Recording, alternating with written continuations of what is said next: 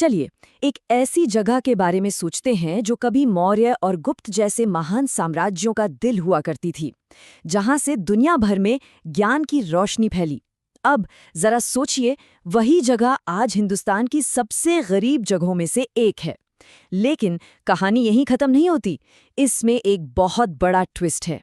यही बिहार आज इंडिया के सबसे तेजी से बढ़ने वाले राज्यों में से भी एक है। तो ये हो कैसे रहा है? तो सवाल यही है, क्या ये कोई आर्थिक चमत्कार है या इसके पीछे कोई और ही कहानी छिपी है?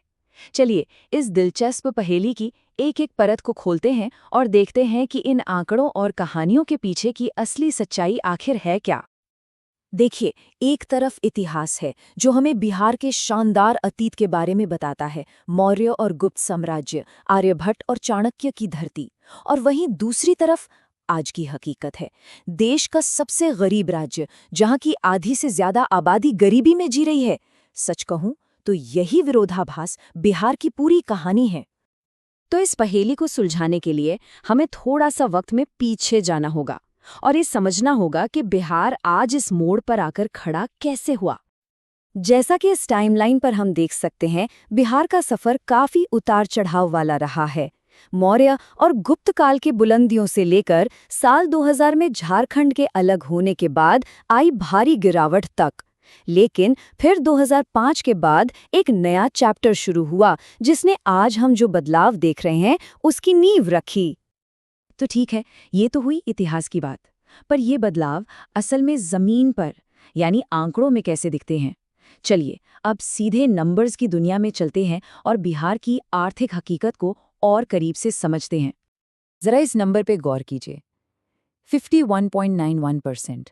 ये सिर्फ एक आंकड़ा नहीं है, इसका मतलब है बिहार की आधी से भी ज्यादा आबादी सिर्फ पैसों से गरीब नहीं है, वो बहुआयामी गरीबी में जी रही है।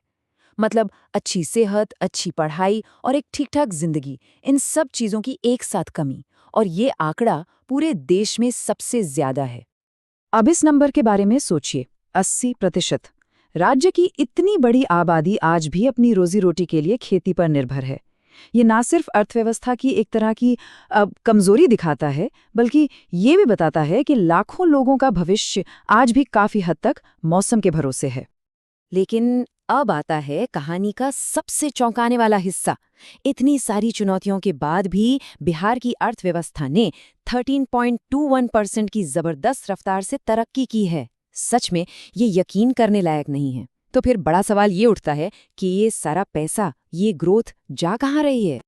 तो इस तेज ग्रोथ का राज क्या है? जवाब है सड़कें, पुल और बिजली।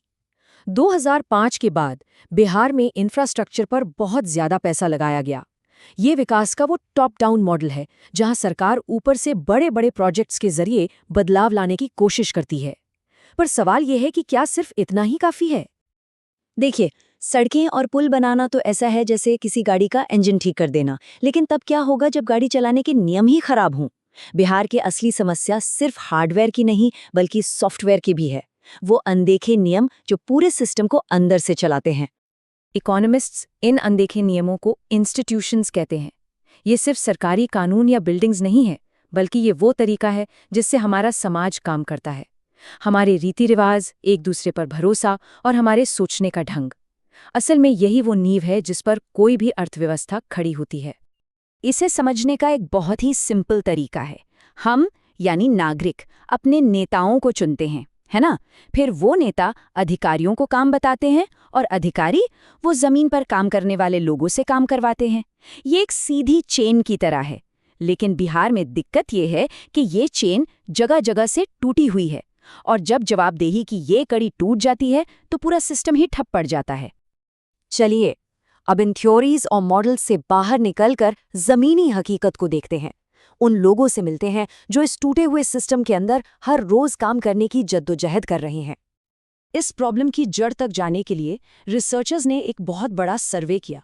उन्होंने 16 जिलों में नेताओं से लेकर स्वास्थ्य कर्मियों तक यानी सिस्टम में हर लेवल पर बैठे लोगों से बात की, ताकि अंदर की असली तस्वीर सामने आ सके।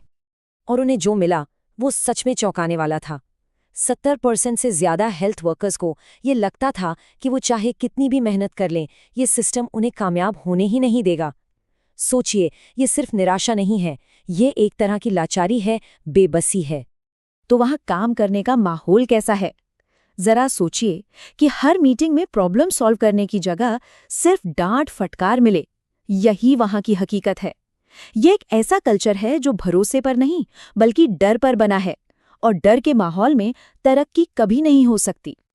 और जब लोग इतने डर और निराशा में काम करते हैं तो नतीजा क्या होता है? नतीजा ये होता है 64% हेल्थ सेंटर्स बंद पाए गए।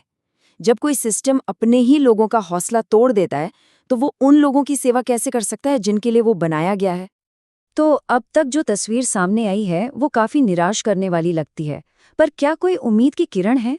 क्या इस चक्र को तोड़ा जा सकता है? चलिए अब सॉल्यूशंस की तरफ देखते हैं। देखिए, समाधान के दो रास्ते हो सकते हैं।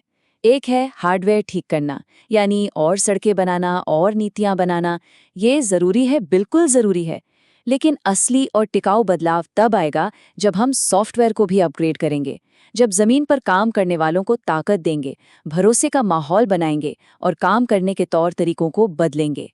हार्डवेयर और सॉफ्टवेयर दोनों को साथ मिलकर काम करना होगा।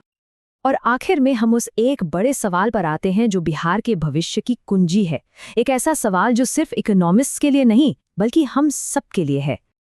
बिहार की असली लड़ाई असल में सड़कों या पुलों की नहीं है, बल्कि सोच बदलने की है।